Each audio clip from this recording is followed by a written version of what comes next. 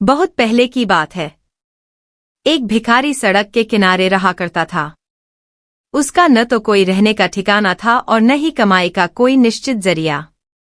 वह कंधे पर एक झोला लटकाए सुबह से शाम तक भीख मांगा करता था। कहीं से उसे रोटी मिल जाती तो दूसरी जगह से सब्जी मांग कर पेट भर लेता था। लोग उसे वैगी कहकर पुकारते थे। एक दिन वैगी को सुबह से शाम तक कुछ भी खाने को नहीं मिला। उसका भूख के मारे बुरा हाल था। वह परेशान होकर इधर उधर घूम रहा था।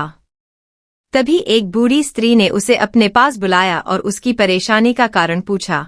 स्त्री ने वैगी को एक गेहूं का दाना देते हुए कहा, यह गेहूं का दाना करामाती है, इसे अपने पास संभाल कर रखना।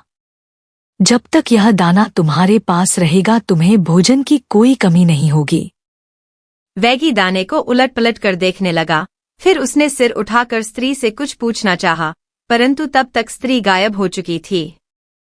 वैगी दाने को अपने थैले में डालकर भोजन की तलाश में पास के एक होटल की तरफ से गुजर रहा था। तभी एक व्यक्ति ने उसे रोककर कहा, तुम यहाँ आकर पेट भरकर भोजन खा सकते हो। यहाँ आज हमारे सेठ जी का जन्मदिन मनाया जा रहा है। वैगी मन ही मन बहुत खुश हुआ और होटल से पेट भर खाना खाकर बाहर निकला। वह सोचने लगा कि यह गेहूं के दाने की करामात है या केवल एक संयोग कि उसे मुफ्त में पेट भर भोजन मिल गया। अगले दिन वह घूमते घूमते थक गया तो भोजन के लिए एक घर पर पहुंच गया। वहां उसने दरवाजे पर दस्तक दी। एक सभ्य व पढ़ी लिखी स्त्री ने उसे आदरपूर्वक भीतर बुलाया और कहा, आप यहाँ रात्रि को विश्राम कर सकते हैं, पहले आप भोजन कर लीजिए।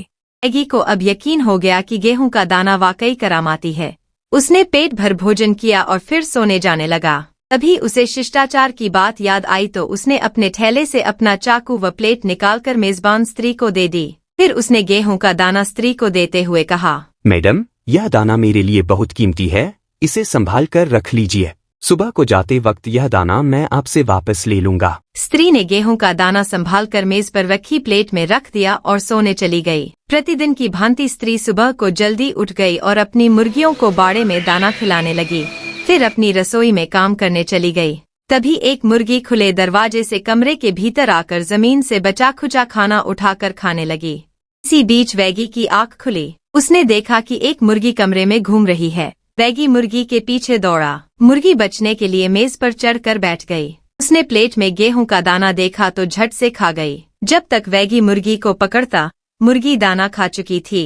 वैगी ने शोर मचाना शुरू कर दिया। घर के सभी लोग जाग गए। घर का मालिक बहुत ही ईमानदार व शरीफ इंसान था। वह पूछने लगा, आप हमारे मेहमान हैं, क्या बात हो गई जिससे आप इतने नाराज हैं? मैंने मैडम को कह दिया था कि मेरा गेहूं का दाना संभाल कर रखिएगा, पर उन्होंने मेज पर रख दिया। उसे आपकी मुर्गी खा गई। मुझे वही गेहूं का दाना चाहिए। मेजबान लोग यह तो जानते नहीं थे कि उस दाने में क्या खासियत थी। वे खुशामद करने लगे कि आप जितने गेहूं चाहे ले जा सकते हैं। वह स्त्री एक कटोरी भर गेहूं ले आई, परंतु वैगी रोने लगा कि उसे वही दाना चाहिए। मेजबान ने कहा, वह दाना तो मुर्गी के पेट में जा चुका है, आप चाहे तो उस मुर्गी को ले जा सकते हैं। वैगी को बात जंच गई। उसने वह मुर्गी लेकर अपने थैले में डाल ली और वहां से चल दिया। सारा दिन इधर उधर घूमने के बाद वह शाम को एक घर के सामने पहुंचा। वहां भी उसको आदरपूर्वक भीतर बुलाया गया और स्वादिष्ट पकवान खिलाए गए। वैगी ने मकान की मालिकिन को मुर्गी और थैला संभाल कर रखने को दे दिया और सो गया। सुबह उठकर वैगी ने मालिकिन से अपनी मुर्गी मांगी। मालिकिन मुर्गी लेने गई तो देखा कि वैगी की मुर्गी के पंख बिखरे पड़े हैं। मालिकिन के नौकर ने बताया कि नई मुर्गी देखकर मालिकिन की मुर्गियों ने बाड़े में उस पर आक्रमण कर दिया और अपनी चोंचें मार मार कर लहूलुहान कर दिया था। इससे वैगी की मुर्गी जान बचाने के लिए बाहर भागी थी। बरामदे में ही मालिकिन का कुत्ता बैठा था जो मुर्गी को मार कर खा गया। वैगी रोने चिल्लाने लगा कि उसे अपनी वही मुर्गी चाहिए। मालिकिन की समझ में नहीं आ रहा था कि वैगी को कैसे शांत कराए। उसने विनती करते हुए कहा कि आप उसके बदले में कोई सी मुर्गी ले सकते हैं, परंतु वैगी नहीं माना। तब मालिकिन ने हार कर अपना पालतू कुत्ता वैगी को दे दिया। वैगी ने उस कुत्ते को अपने थैले में डाल लिया और आगे चल दिया। आगे जाकर वह एक शानदार बंगले के आगे रुका। बंगले में राजकुमारी अपने परिवार के साथ रहती थी। बंगले की मालिकिन ने वैगी को भीतर बुलाया, फिर पेट भर भोजन खाने को दिया। बंगले में रहने वाली राजकुमारी को देखकर वैगी के दिल में लालच आ गया। वह सोचने लगा कि एक गेहूं के दाने की करामात के कारण उसे मुर्गी और फिर मालिकिन का प्यारा कुत्ता मिल गया। यदि किसी तरह यह कुत्ता मर जाए तो बदले में मैं राजकुमारी को मांग लूं और उससे विवाह कर लूं, फिर मेरा जीवन सुखमय हो जाएगा। वैगी ने जानबूझकर कुत्ते को राजकुमारी के पीछे लगा दिया। जब राजकुमारी अपनी सखियों के साथ बगीचे में खेल रही थी, तभी कुत्ता जोर से राजकुमारी पर झपट पड़ा और राजकुमारी ने क्रोध में आकर कुत्ते पर डंडे से वार कर दिया। कुत्ता वहीं मरकर ढेर हो गया। वैगी जब बंगले से बाहर जाने लगा तो उसने बंगले की मालिकिन से अपना कुत्ता मांगा, परंतु मालिकिन ने सकुचाते हुए कुत्ते के मरने का सारा किस्सा बयान कर दिया।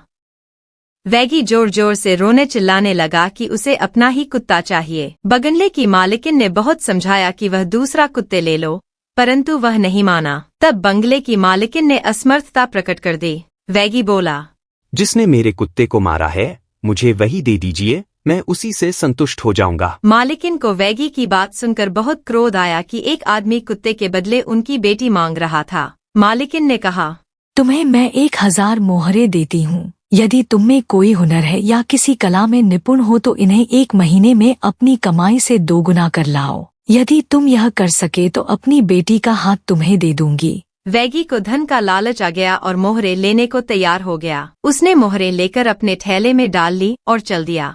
रास्ते में वैगी ऊंचे ऊंचे सपने देखने लगा, परंतु वह यह नहीं समझ पा रहा था कि वह किस तरह का व्यापार करके इन मोहरों को दुगुना करे। वैगी को भीख मांगने के सिवा कुछ काम नहीं आता था। भीख मांग कर 1 महीने में तो क्या 1 वर्ष में भी इतनी मोहरे कमाना संभव नहीं होगा। तभी वैगी ने सोचा कि वह पहले कुछ मोहरें खर्च करके आराम से जीवन बिताएगा, फिर बाद में कमाई के बारे में सोचेगा। रास्ते में एक जगह रुककर वैगी ने मोहर निकालने के लिए थैले में हाथ डाला तो उसे यूं लगा कि हाथ में कुछ चुभ गया हो। उसने तुरंत हाथ बाहर निकाल लिया। उसने थैला खोल कर देखना चाहा तो सैकड़ों कीड़े मकोड़े उड़कर उसे काटने लगे। वैगी ने थैला उठाकर दूर नदी में फेंक दिया। वैगी खाली हाथ रह गया। अब उसके सामने भीख मांगने के सिवा कोई चारा नहीं था।